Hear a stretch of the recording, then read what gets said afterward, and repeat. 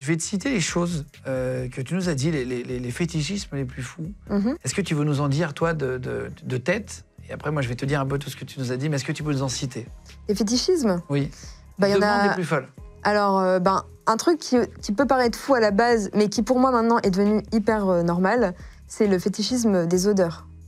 Alors, il y a des hommes, en fait, qui aiment les odeurs, par exemple, des pieds. Ils aiment sentir l'odeur des pieds naturelle des femmes, en fait. Et même les aisselles, parfois. L'odeur de la transpiration, c'est quelque chose qui va leur apporter du plaisir. Ok. Donc voilà, ça, à la base, ça paraît un peu bizarre, mais au final, c'est quelque chose de très, très courant. Tu nous avais dit, dans tes notes vocales, tu nous as dit les doudounes. Ouais, alors des fois, j'ai des demandes très farfelues.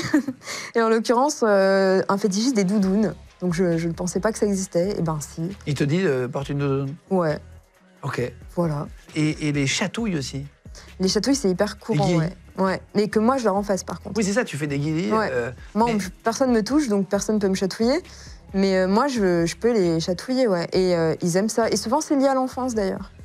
C'est quoi le rapport sexuel avec des chatouilles? Ils font quelque chose d'autre en même temps ou... Non. Tu fais juste des chatouilles? Juste des chatouilles, ouais.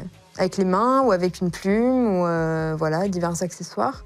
Surtout les mains et les plumes et les brosses à cheveux aussi. Ah ouais, ok. Et tu leur attaches les mains pour pas qu'ils se... Ouais, c'est ça? Ils sont attachés, ouais. Et alors, il y en a, attention, c'est de plus en plus fou, les fromages qui puent.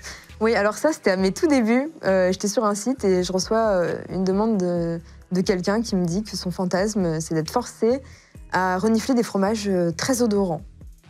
Voilà, et que je sois déguisée en crémière. Il y avait tout un storytelling sur le truc. Donc je lui ai dit non. Parce que bon, j'avais pas trop envie de me déguiser en crémière et tout. Et puis j'avais pas trop envie que ça sente le fromage. Et il voulait en soi que je lui mette des fromages.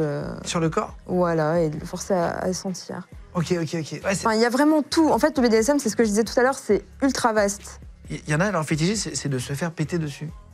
Oui, j'ai beaucoup de demandes là-dessus. Donc moi, je le fais pas. Ah, beaucoup de demandes? Ouais. Ah ouais, ok. C'est un peu comme dans le jugement, truc... c'est juste étonnant, j'ai jamais entendu, c'est tout. Bah ouais, et puis moi, en plus, pour moi, la dominatrice, j'ai une certaine image, en fait, de la dominatrice que j'ai envie d'être. Et c'est un peu la femme fatale, la déesse qu'il faut vénérer, enfin voilà, tout ça. Et pour moi, la déesse ne pète pas.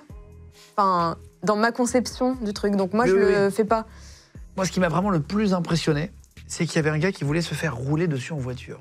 Alors moi aussi, c'est celui qui m'a le plus impressionné. Et ça s'appelle tentative de meurtre au bout d'un moment. Alors il voulait pas se faire rouler sur le corps, il voulait se faire rouler, je crois, sur la main ou sur le bras ou un truc comme ça. Waouh.